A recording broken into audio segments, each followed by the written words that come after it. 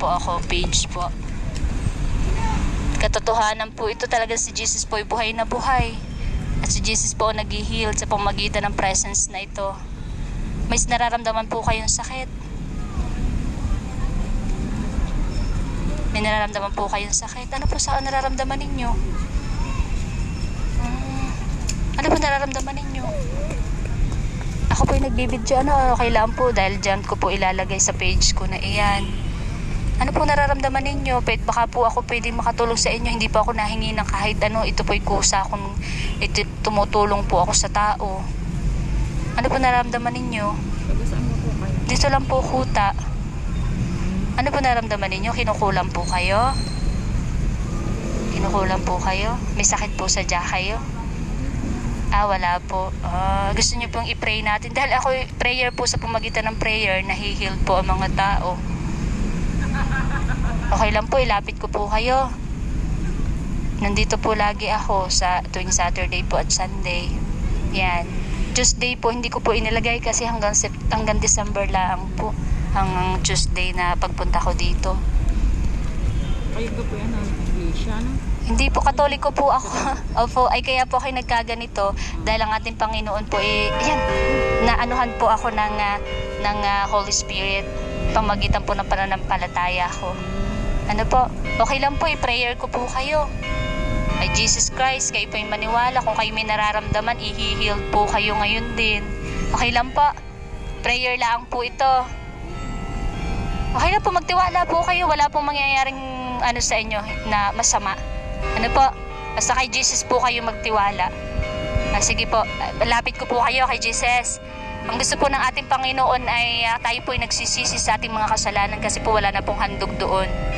Dahil naihandog na po si Jesus Christ. Sige po, magsisi po kayo kung gusto niyo pong ilapit kayo. Pray lang po ito na galing sa puso at sa isip niyo po. Sige po, pray po kayo. Sabihin niyo po amen kung tapos na ako naman po magpipray sa inyo.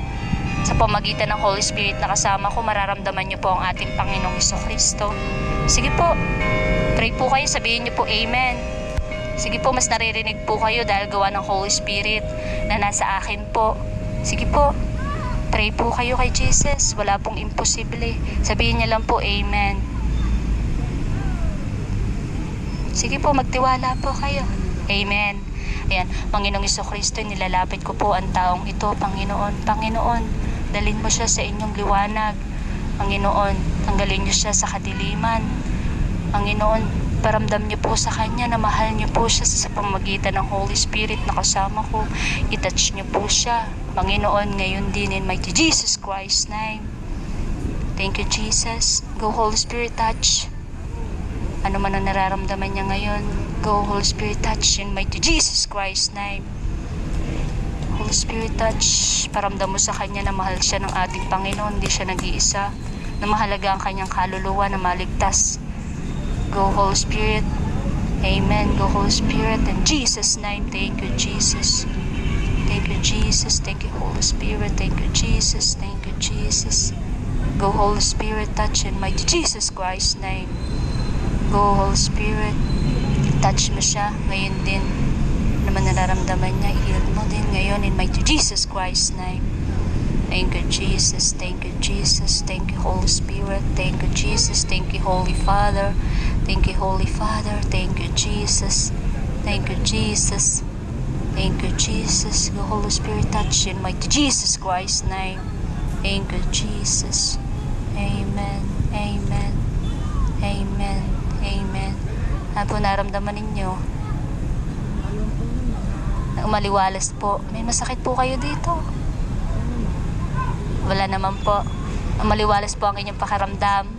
Ayan, praise God. So Jesus po, ayan, ano po, kaya po kahit anong bigat po ng inyong pakiramdam, tatanggalin po yan ni Jesus sa pamagitan ng Holy Spirit na ito. Ano po? Totoo po ito na nangyayari sa ating buhay. Katulad ngayon po, may panibago na naman pong sakit. Ano po? Wala po magliligtas sa atin kundi si Jesus Christ lang po. Ano po? Yan, ingat po kayo palagi. God bless.